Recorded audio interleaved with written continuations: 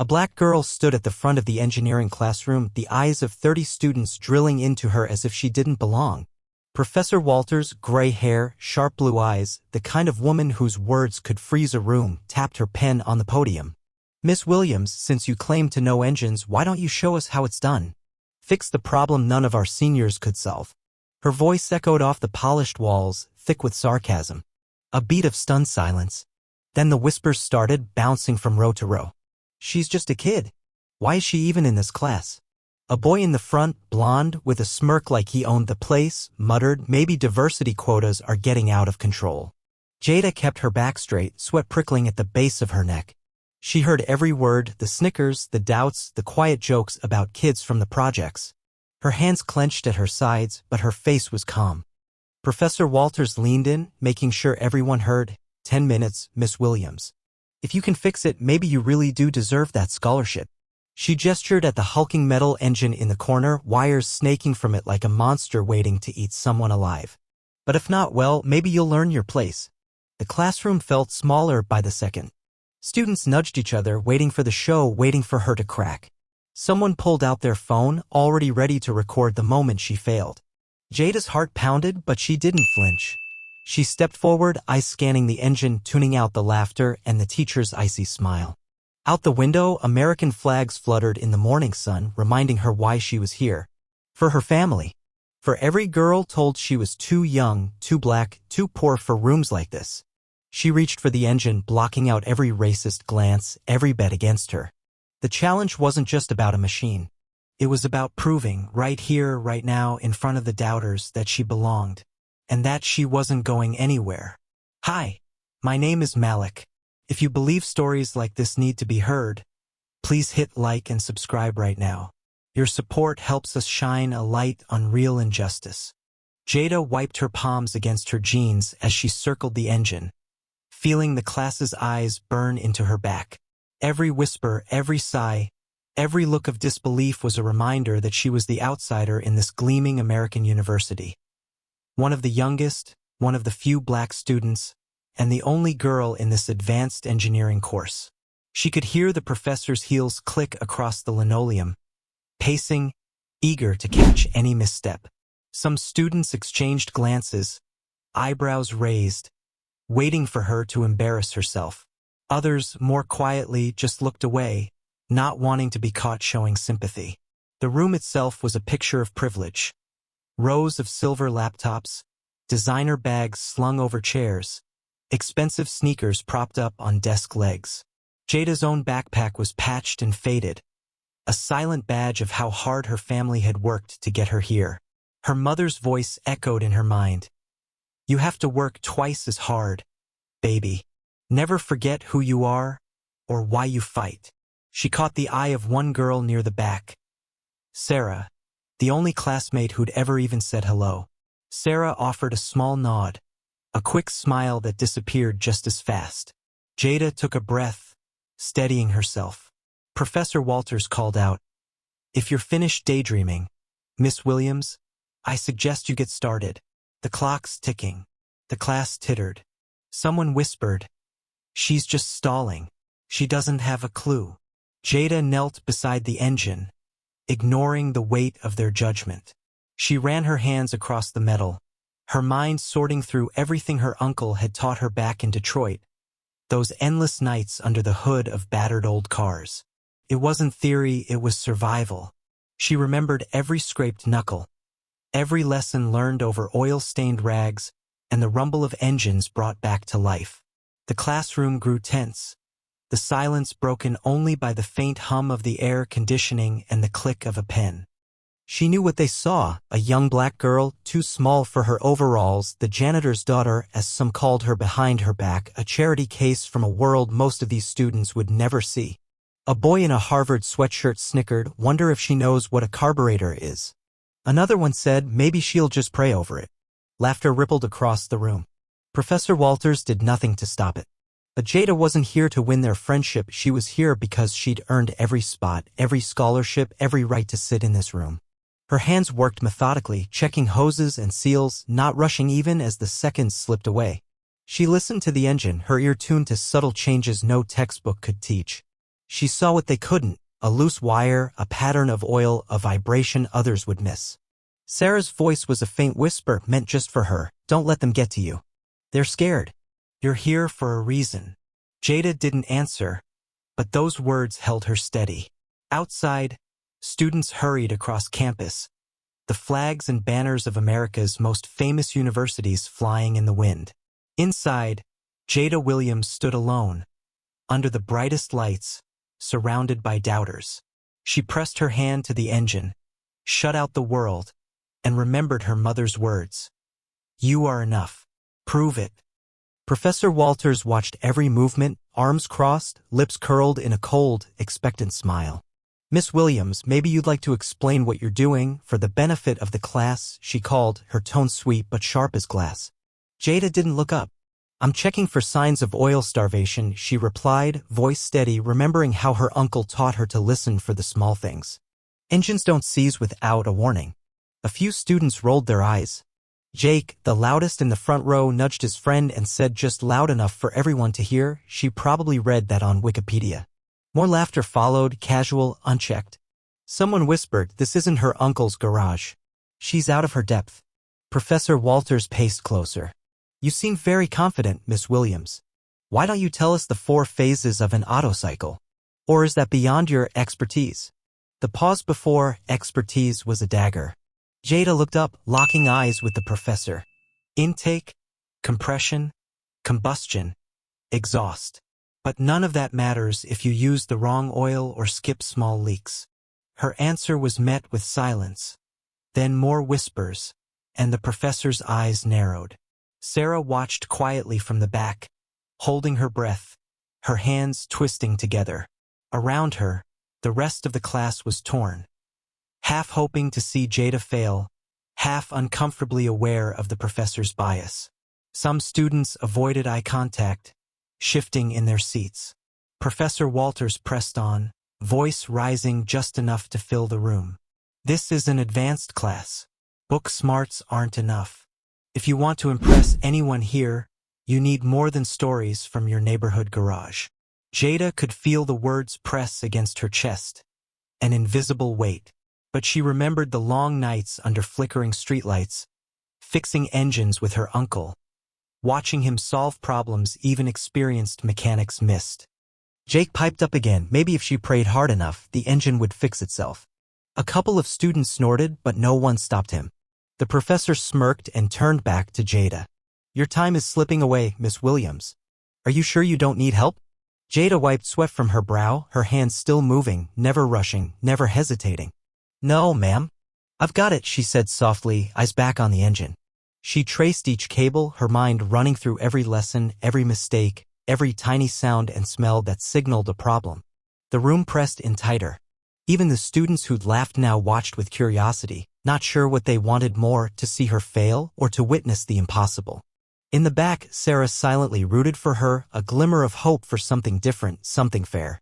Professor Walters stood over her, impatience in every gesture. 5 minutes, Miss Williams, she announced, tapping her watch. If you haven't figured it out by then, I'll show the class how it's really done. Jada didn't answer.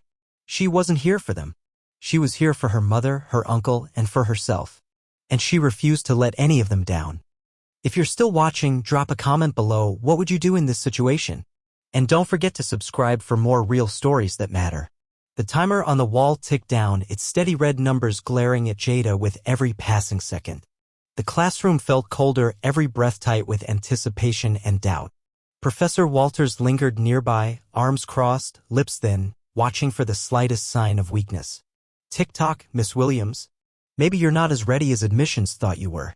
Jada didn't flinch. She traced the metal casing of the engine, running her fingers over bolts and seams, feeling for vibration and heat, details that no diagram could ever capture. She tuned out the professor's biting voice and the snickers that bounced off the glossy desks. Jake leaned forward, voice mocking but edged with nervousness. Bet she just starts guessing. Another classmate snapped a picture on his phone, eager to catch the moment she failed. Jada ignored them. She removed the oil cap, holding it up to the light, catching the subtle shimmer of something wrong, too much metallic dust. She bent closer, the faintest whiff of burnt oil confirming her suspicion. Years of late nights fixing engines in her uncle's garage flashed through her mind. Don't ever rush, Jada. Listen to what the engine's telling you. It's got a story to tell if you're patient. Sarah watched from the back, silent but tense, rooting for Jada with every quiet breath. Even students who doubted her now leaned in, eyes fixed on the unlikely girl in the battered jeans and faded hoodie. Jada found a loose connection near the starter, fingers moving with practiced calm. She heard the professor's shoes tapping impatiently. 3 minutes, Professor Walters announced. If you'd like to give up, now's your chance. Jada's voice was low but certain. No, ma'am. I'm not done. She adjusted a wire, tightened a bolt, wiped her hands on her jeans. She inspected the oil filter, recalling the look and feel of a filter clogged by the wrong oil. An old lesson from her uncle. A small detail missed by a dozen seniors, but not by her. Jake scoffed. She's just cleaning the engine. That's not going to do anything. Even so, the laughter was weaker now. Uncertainty crept through the room. Professor Walters' voice was sharper, as if she could sense the power in the air shifting. 2 minutes. If this isn't fixed, you'll need to explain to the entire class why you wasted their time. Jada ran her hands along the wiring one last time, pausing as she noticed a hairline crack in the insulation. She patched it with tape from her backpack, the small act invisible to anyone who wasn't looking closely. The tension was electric. Students shifted, waiting for her to break or to do something amazing. Jada took a slow breath, blocking out the room, the doubts, even the ticking clock. She looked at the engine, calm, focused, and ready for her one shot. Jada set her tools down, wiping her hands on her jeans as the final seconds counted down. The class was silent now, even the ones who'd laughed earlier sensing something had shifted. Professor Walters tried to keep her voice steady, but the tension leaked through. If you're finished, Miss Williams, perhaps you'd like to share your grand solution with the rest of us? Jada didn't rush. She picked up the oil filter and turned to face the class, holding it up for everyone to see. The problem isn't just mechanical. It's about the oil you're using. The filter is packed with metallic dust, which means the wrong type of oil was added. That dust, mixed with the heat from this engine, caused parts to grind together, making the seizure worse every time you tried to fix it. Her voice was calm, steady, and suddenly everyone was listening. Professor Walters frowned, unwilling to admit any mistake. That's impossible. We followed the manufacturer's guidelines. Graduate students have checked this engine for months.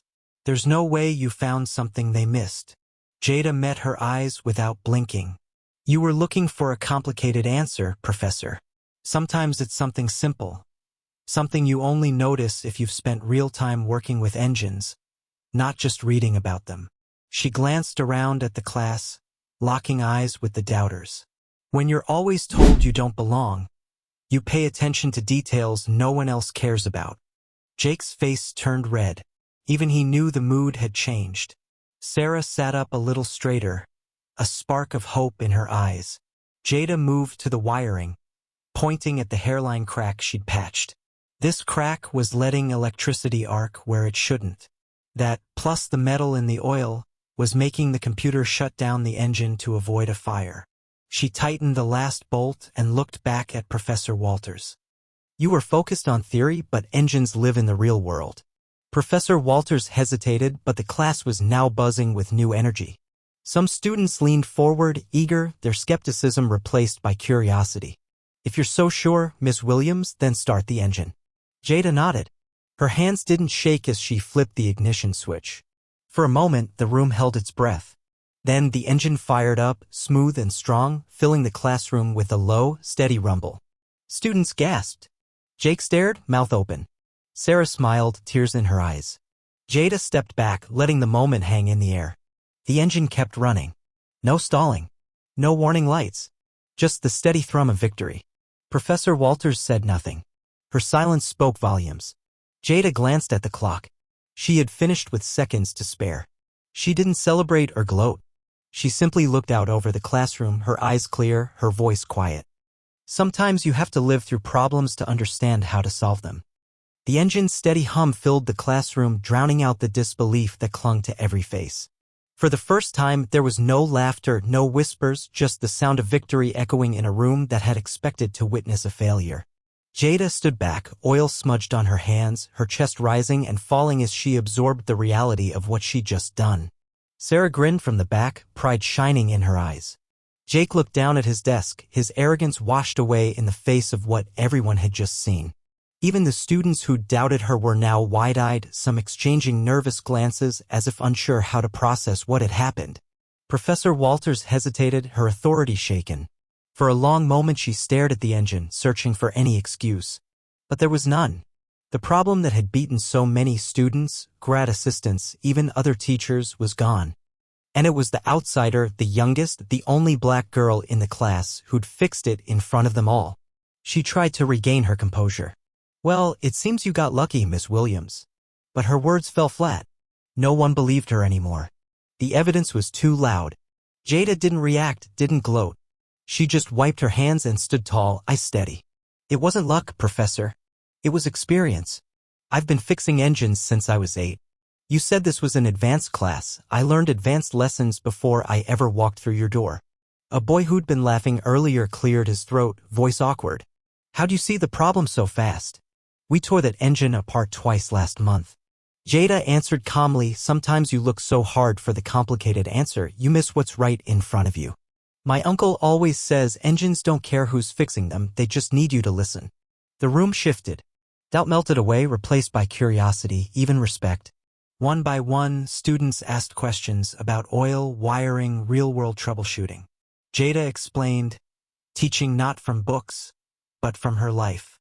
Sarah wiped at her eyes, whispering, "I told you she was the real deal." Someone else added, "Man, this is wild. She just schooled all of us."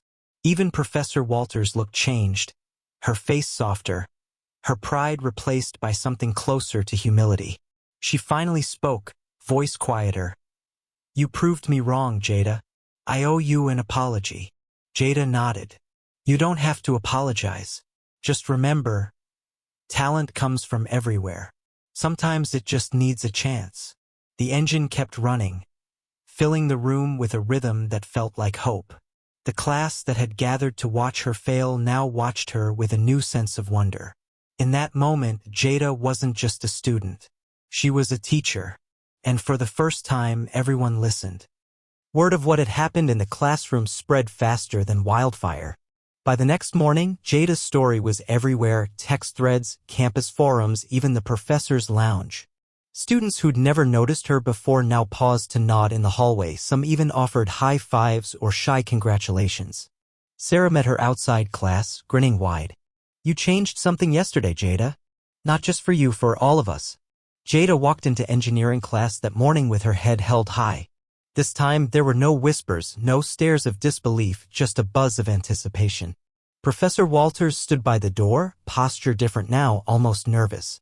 As the class settled, she cleared her throat and looked directly at Jada. "Before we begin, I want to acknowledge what happened here yesterday." Jada Williams didn't just solve a problem, she exposed one. Sometimes our greatest weakness is forgetting where true knowledge comes from. There was a ripple of surprise through the room. Professor Walters went on, "Starting today, we'll be inviting guest speakers from different backgrounds to show us how theory and practice work together. Jada will be helping lead our next lab, and anyone who wants to learn from her experience, myself included, should pay close attention." Jake, looking sheepish, approached Jada after class. "Hey, I was out of line before. You taught me something. I want to say thanks." Jada nodded, accepting the gesture, not needing an apology but appreciating the respect. That afternoon, Jada met her uncle outside the campus gates.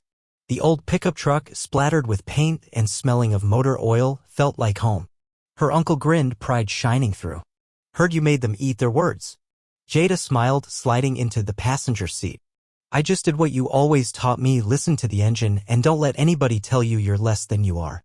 As they drove past the banners and flags, she realized the weight of what she'd done. It wasn't just about an engine. It was about every door that had been slammed in her face. Every teacher who doubted. Every look that said, "You don't belong." She'd changed more than a grade. She'd cracked something open. A small window of hope for the next black girl who'd walk into a room full of doubters. At home, Jada sat by the window as the sun dipped low, the day's noise fading to a golden quiet. She remembered her mother's words, all those years ago. You have to work twice as hard, baby, but don't let that make you hard. Let it make you unstoppable. The next time she walked into class, there was no fear, only determination.